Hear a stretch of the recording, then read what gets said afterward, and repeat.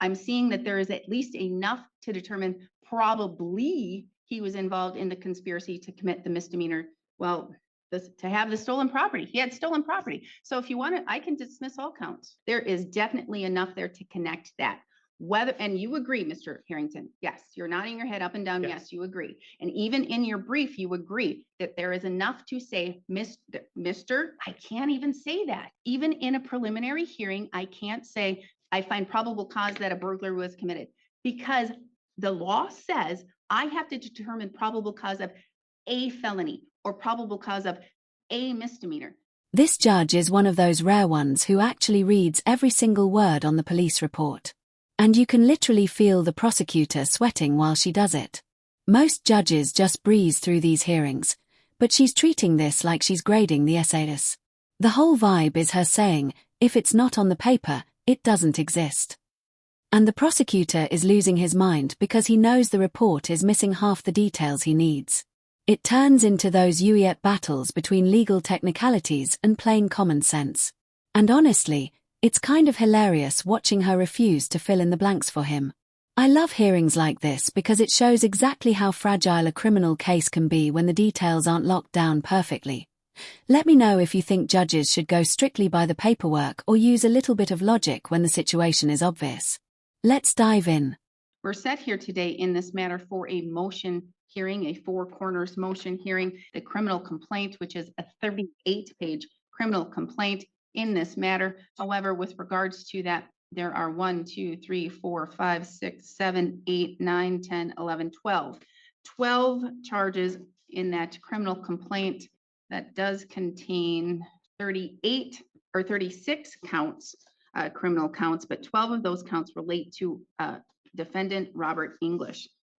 We are here today for the court to hear any arguments to supplement the briefs, because again, this is I want to say a complex, or it has a lot of facts and things alleged in the criminal complaint as well as in the arguments. So I am going to start with Mr. Harrington. This is your motion. Again, I have thoroughly read your brief along with the criminal complaint. As it relates to this case in any argument, what would you like to state? Judge, nothing. I'll rely on my brief, except anything that I quoted in the brief, cited in the brief, was based upon either a review of the cases that I cited or the jury instructions. I'll stand on the brief. Thank you, Judge. All right, thank you. Mr. Schmidt? There's a reason why the test for adequacy of a criminal complaint is described as common sense and not hyper-technical. If the complaint was only one sentence long and the one sentence was 4 people who reside in Burnett County reported their house was broken into, damage was caused with the breaking in, and stuff was stolen, and the stolen property from all 4 were found in Robert English's bedroom, that would be an adequate complaint. This complaint actually contains that information as well as a plethora of other information. The court has already found probable cause for all 12 accounts when it issued the arrest warrant. Attorney Harrington has not pointed out anything I think the court missed. Thank you. All right, Mr. Harrington, any reply? No, I'll stand on the brief. All right. Again, the court has reviewed both of the briefs that have been submitted by the parties in this case. First, the court must address the issue of the arrest warrant and the argument that the court has heard that the court found probable cause when it issued the warrant. This is not entirely accurate. The court did find probable cause that a crime was likely committed or probably committed, but not that a felony was probably committed or which of the crimes could have probably been committed. And there's a difference. A preliminary hearing would determine whether or not there is enough facts or evidence alleged, even with inferences to the state, to determine whether a felony was probably committed. Whether or not the burden has been met with an arrest warrant of a crime being probably committed, it's determined about the facts alleged, and the court did determine that a crime was probably committed and issued the arrest warrant. The judge is walking through that complaint line by line like she's looking for a missing comma, and the prosecutor is sitting there realizing her entire felony charge is hanging by a thread. She literally tells him, "I'll give you the misdemeanor, but you didn't prove he broke the window." And I swear I feel like she just slapped him with a big red F on his assignment. I mean, if you want to call something a felony, you need actual evidence written down. You can see the prosecutor fighting the ergito argue because he knows the facts are on his side, but the writing isn't. And this judge is not about to let a half-finished paragraph turn into a felony.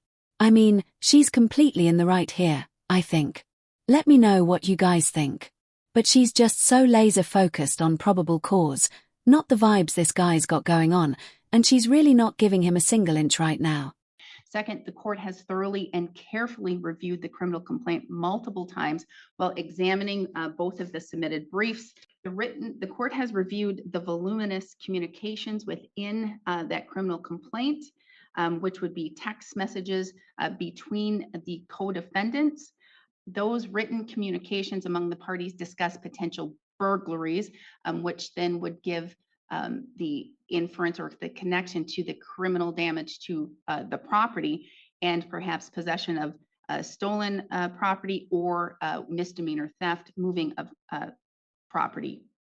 However, those conversations, specifically in reviewing each of those texts very specifically, those conversations do not implicate Robert English in any of the burglaries, which would then connect to the criminal damage to the properties, only that they may relate to the probable possession of stolen property or movable theft or theft of movable property. So in the court's review, I cannot find the evidence or the facts presented in the criminal complaint to connect Mr. English and the commission of the burglaries and the connection to the criminal damage to property. Could Mr. English could he have possibly known about the burglaries? Yes. Could he have possibly helped in committing those burglaries? Yes. But in the review and as the facts and statements and the specific details are laid out in that criminal complaint, reviewing the criminal complaint and what's laid out in detail in that criminal complaint, it would only be speculation or conjecture because of the close connection Mr. English has to the co-defendants. One of the co-defendants is his girlfriend of a significant long period of time, and the other co-defendant is her brother. But there is that close connection in those written communications as to the likely stolen property and it being in possession of or going to be or something to be done with, probably with Mr. English. There's a connection to that. Even as stated in the criminal complaint, in reviewing and looking for the conspiracy requires a mutual understanding to achieve a shared criminal goal and to work together to carry out that criminal plan. There must be some type of either words or actions or intent by the defendant to complete that crime in the criminal complaint, as again, it is laid out and described in specific detail. The court can't find anything that indicates a conspiracy without having mere speculation or conjecture. This is insufficient for the court to link the defendant to the crime of burglary or to the relation with the crime of criminal damage to property. Although the state does correctly state that conspiracy does not require the co-conspirators to have an explicit or formal agreement, meeting, or even know each other, there still must be more than speculation or strong opinion or belief to link the parties to committing a crime like burglary or criminal damage to property. The details and the specifics as related to the burglary and then the criminal damage to property as outlined in that criminal complaint in the court's review does not provide sufficient inference to connect Robert English to those acts. This is in contrast to the court's review with the allegations of the possession of stolen property, theft of movable property, those and the conspiracy to commit the misdemeanor theft as a party to a crime with that movable property. The court determines that that criminal complaint contains enough facts and specific details to reasonably believe and probably believe that Mr. English did commit or co-conspired to commit those crimes, allowing those charges to move forward. But with regards to the burglary and the criminal damage to the property, the court cannot find enough to connect, even with an inference, without mere speculation or conjecture, to connect Mr. English to those crimes. So I'm believing you understand that the court is saying with regards to the charges, the court can only find enough to connect as it relates to the conspiracy to commit misdemeanor theft as a party to a crime with the movable property. So I believe that is only counts 6, 15, 24, and 33. Mr. Harrington, you look like you want to say something. I haven't thought through what I want to say, because I think those are all misdemeanors at this point, aren't they? They are. I guess, as I recall the rules, Mr. Schmidt has the opportunity to amend the complaint, He does. rather than a dismissal. And, I guess I want to know how long it's going to take him to amend the complaint, and where we go from there. Suggest that maybe the court set this for a status. I'm not going to amend the complaint. We need to do the prelim. We need to get this case moving. One of his co-defendants has invoked speedy trial. Fair enough. We'll set it for preliminary exam. I have time. If the court is finding that everything except 6, 15, 24, and 33, the complaint lacks that, the motion is an attack on the personal jurisdiction. I think there has to be an amended complaint. These are misdemeanors. We're not going to have a preliminary exam on misdemeanors. We would not. I thought the court dismissed the crim damages. And the burglary. So the court found probable cause to believe that Robert English was knowingly in possession of stolen property from the theft, which is an essential part of the conspiracy, but would not find the burglary and crim damage that were necessary for the theft, even though the conspiracy jury instruction says he doesn't need to know about those or be part of them. I think That's that's my precisely what the judge found, and I agree with That's that. exactly what I found in the review of the criminal complaint. And again, you do have the ability to amend the criminal complaint. Now, we've hit my favorite part. The prosecutor basically goes, "Judge, come on. Use some common sense," which is the fastest way to get shot down in a courtroom, if you guys haven't known. He's trying to argue that if the guy had the stolen stuff, obviously he broke the window. And she stops him instantly. I mean, you can practically hear her thinking, that's not evidence. That's just a guess. And honestly, I really do respect that because we've all seen it. Like, assumptions are just how innocent people end up in jail. Like we've all seen that stuff. I would definitely rather have an annoying stick to the rules judge than one who just fills in the blanks herself. But now we see the prosecutor spiraling and throwing out case law like it's going to magically rewrite the police report. Meanwhile, the judge looks like she's wondering how this became her problem. Honestly, it's pretty funny to me. I don't know. There's just something about this prosecutor that's just weird to me. I really can't put my finger on it. Reviewing the jury instructions for conspiracy, it requires at least a mutual understanding and a shared criminal goal to work together to carry out a criminal plan. He would need to know that the burglary was going to be in existence. And I can't find that there is any connection. It does not require that you all have the mutual understanding of the same crime, just a criminal purpose. That's why the jury instruction reads that. Again, I can't find in the facts, especially in looking at the text messages and the communications between the co-defendants, that Mr. English was involved in the criminal purpose of the burglaries. Did he possess the stolen property? Probably with the facts. That's what I'm getting at with the conspiracy in this. It's really all or nothing. If the court believes that he was part of the theft, as in he knew the property was stolen and possessed it, he's also party to a crime conspiracy on those others. It has to be all or the other when it's all part of one scheme. But not necessarily. There could be a scheme. I don't see a scheme here. I see any individual could receive stolen property from their friend Joe. Joe could say, "Hey, dude, I stole this. I got this. Let's sell this." Doesn't mean that the guy was a part of the decision to steal the property. Then the court couldn't bind over on the theft because that has a knowing element too. That's the problem. Well, I find that there's probable cause to believe that he was in possession of stolen property and knew that it was stolen. So is the court actually dismissing all counts then? Because we didn't charge receiving stolen property. Again, you can amend if you wish. I'm saying there's enough probable cause to believe a crime was probably committed. What that crime is and how it's laid out is for the state to prove.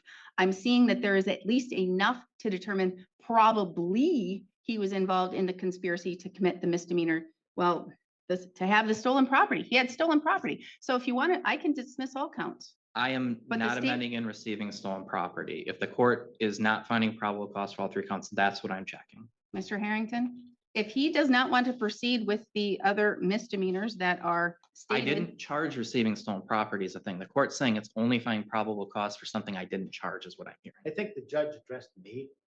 I'm to answer the question. Yes, Mr. Harrington.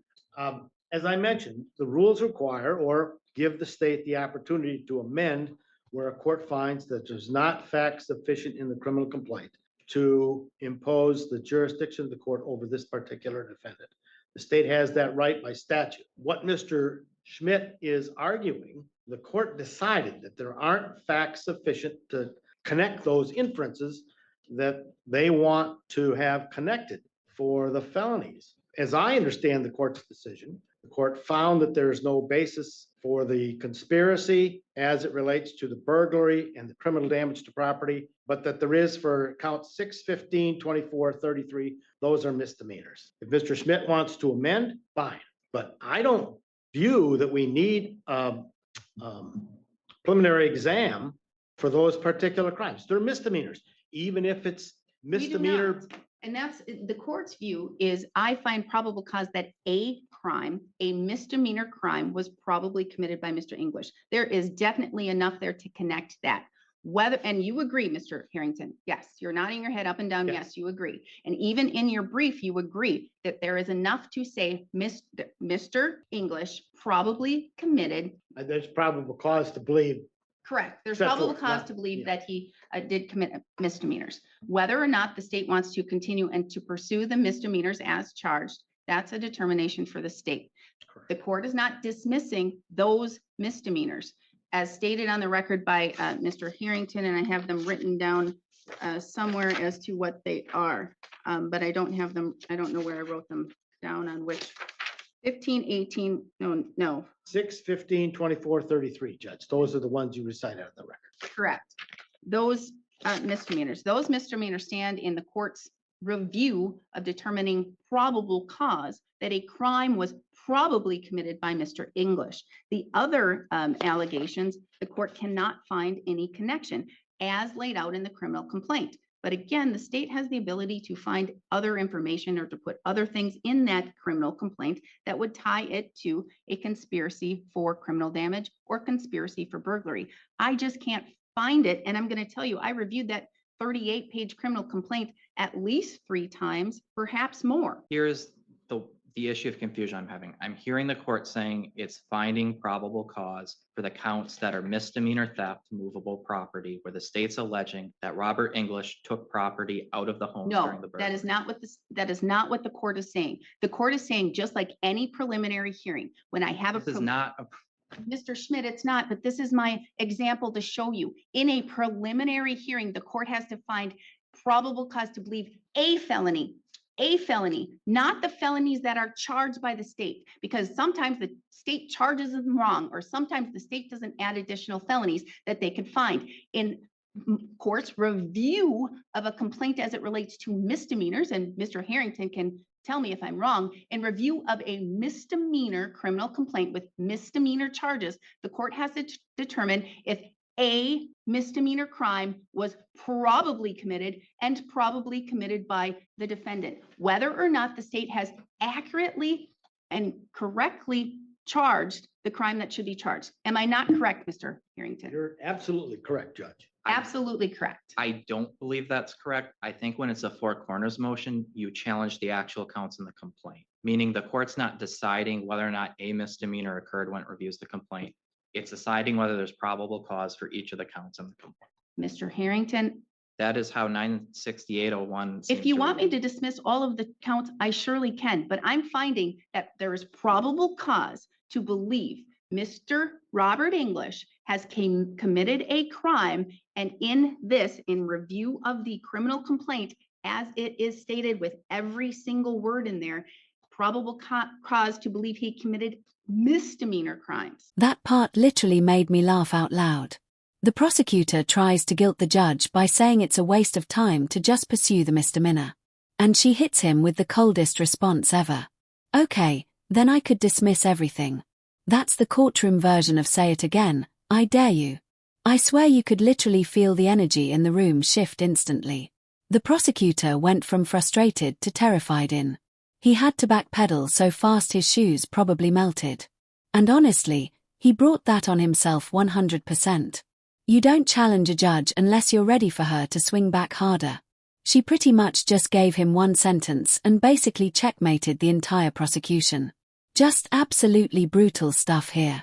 And my understanding is what I'm trying to articulate is what I'm hearing from the court is the probable cause for the misdemeanor the court is hearing is not the misdemeanor theft we charge, it's receiving stolen I property. can't even say that. Even in a preliminary hearing, I can't say I find probable cause that a burglary was committed because the law says I have to determine probable cause of a felony or probable cause of a misdemeanor. If you believe and you want to have the court dismiss all of the counts as it relates to Mr. English because the court found probable cause for a crime, but you're believing that with the four corners, that means the court has to dismiss all because the court's looking at, did he commit that crime?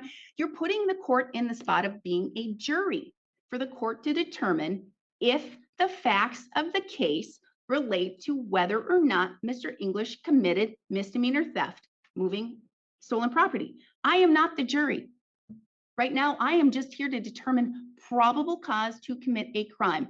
I find probable cause Mr. English committed misdemeanor crimes, at the very least, as it's alleged in the criminal complaint.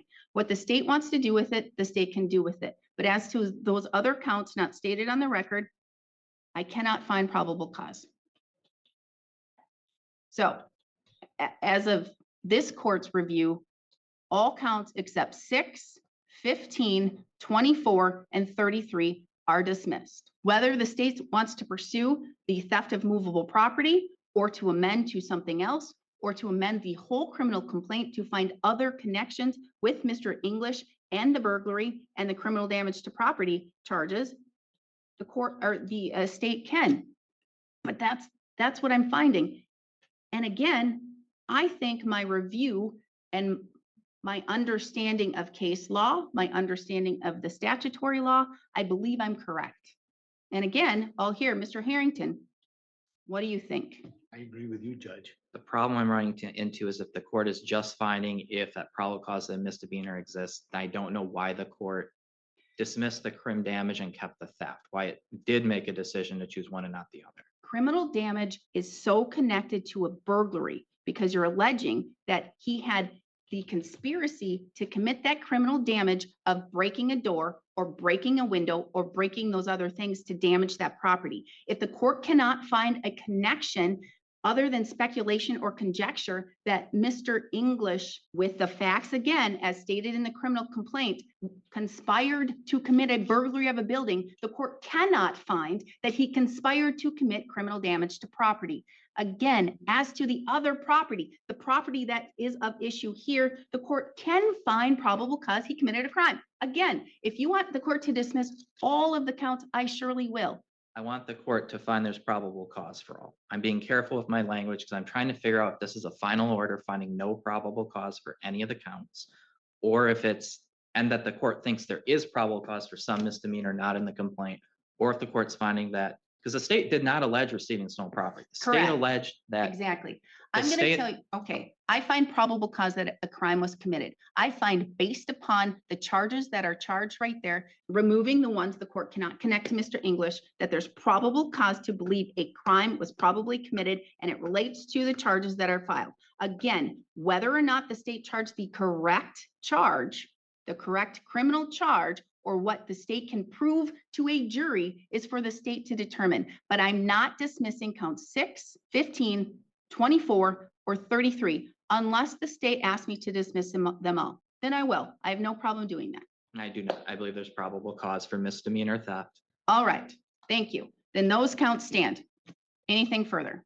I have to chat with Mr. English about some things. I'm not sure what this does with the trial on with these other two defendants, frankly. Well, that's for you to talk to the state, and that's for that to be figured out. And here's the thing. I understand that you represent Mr. English. The court needs to have the speedy trial. We're having the speedy trial when it's set. If you can't be here, Mr. Harrington, Mr. English, and he needs to be a part of that trial, Mr. English will then need to get a different public defender. That ending was so satisfying to watch. It really shows how much of the justice system comes down to the exact words on the page, not what everybody thinks happened.